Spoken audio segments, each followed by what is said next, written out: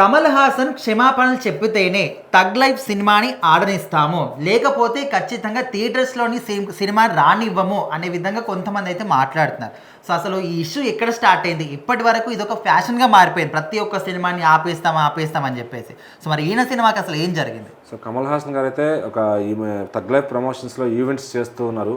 So ఆ సందర్భంలో మరి ఎక్కడో ఒక చోట అయితే కన్నడ భాష, కర్ణాటకకు సంబంధించిన కన్నడ భాష తమిళ నుంచే పుట్టింది అని చెప్పి ఆయన మాట్లాడారు అనమాట. సో ఆయన అది తప్పు మాట్లాడారు, ఆయన క్షమాపణ బహిరంగంగా చెప్పాలి మా కర్ణాటక ప్రజలకు అని చెప్పి ఎవరైతే కర్ణాటక ఫిలిం ఛాంబర్ వాళ్ళు ఉంటారో కేఎఫ్సిసి వాళ్ళు అందులో ఉన్న ప్రెసిడెంట్ ఎవరైతే ఉన్నారో ఆయన పేరు ఎం నరసింహులు అంట.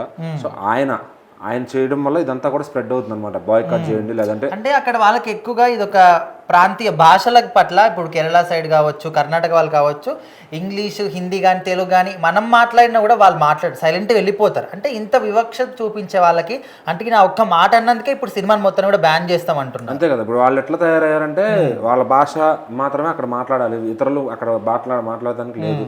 సో వేరే భాష నుంచి సినిమా వస్తున్నా కూడా కన్నడ డబ్బింగ్ అవ్వకపోతే మేము చూడము. ఎందుకంటే అక్కడ ప్రజలు రకరకాల లాంగ్వేజ్ వాళ్ళు ఉంటారు. సో మన తెలుగు వర్షన్ కానీ ఏదన్నా వదిలితే అక్కడ వాళ్ళు చూడట్లా, ఎందుకంటే మాకు కన్నడ వర్షన్ ఇవ్వండి. అక్కడ తెలుగు వాళ్ళు కూడా చాలా మంది రాయలసీమ నుంచి వెళ్ళి సెటిల్ అయిన వాళ్ళు చాలా మంది ఉన్నారు. సో వాళ్ళందరూ కూడా ఏమడుగుతారంటే తెలుగు వర్షన్ కోరుకుంటారు సినిమాలు. సో ఇక్కడ ఏంటంటే ఇప్పుడు పుష్ప లాంటి సినిమాలు తెలుగు వర్షన్ వస్తుంటే మాకు కన్నడ వర్షన్ ఇవ్వండి మేము చూస్తామంటారు. అది వాళ్ళ ఒక ఇదనమాట. సో వాళ్ళకి ఏంటంటే అది బయటకి కక్కలేరు, వాళ్ళ దగ్గర మంచి సినిమాలు లేవు. ఎక్కడో కేజీఎఫ్ లాంటి ప్రశాంత్ నీల్ డైరెక్టర్లు కూడా మన హీరోల దగ్గరికి వస్తున్నారు. సో అట్లా ఈ చిత్ర పరిశ్రమలో ఏంటంటే ఇంకా కర్ణాటకని ఎవడో పట్టించుకోవట్లేదు.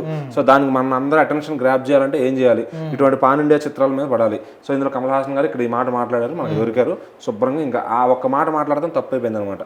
సో ఇంకా ఆయన తప్పు మాట్లాడేది అంటే ఆయన తెలియదా, ఆయన ఒక ఎంతో రీసెర్చ్ చేసి ఆయన ఎన్నో కథలు రాసి ఎన్నో సినిమాలు తీసిన వ్యక్తి, ఎంతో డైరెక్షన్ మీద ఒక అవగాహన ఉన్న వ్యక్తి. అలాంటి వ్యక్తి గబుక్కునైతే నోరు జారరు కదా. అంటే ఆయన అన్నడని కాదు, కాకపోతే ఆల్మోస్ట్ మనకు తమిళ్ కావచ్చు, కన్నడ కావచ్చు, అది రాసే విధానం కానీ చదివే విధానం కానీ కొంచెం ఆల్మోస్ట్ సేమ్ గానే అనిపిస్తుంది. అంటే ఇప్పుడు నేనే చెప్తా, ఇప్పుడు మన కర్ణాటక భాష ఏదైతే ఉంటుందో మన అక్షరాలు కొంచెం ఒత్తులుపులు డిఫరెంట్ గా పెట్టినట్టు అనిపిస్తుంది నాకు.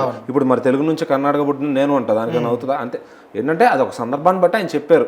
దానిలో మంచి ఏంటి చెడు ఏంటి ఏ కోణంలో చెప్పాడు అదంతా ఆలోచించుకుని అప్పుడు అలాంటి పెద్ద వాళ్ళు దిగి మాట్లాడాలి. సో ఏదో మనకి కౌన్సిల్లో ప్రెసిడెంట్లం కదా, మనం మెంబర్లం కదా అని చెప్పి కమల్ హాసన్ లాంటి పెద్ద వ్యక్తుల పైన ఇట్లాంటి వేస్తే చివరికి ఏమవుతుందంటే మన వాళ్ళ టైం వేస్ట్ అవుతుంది తప్ప ఈయనకేమి తగ్గేది ఉండదు.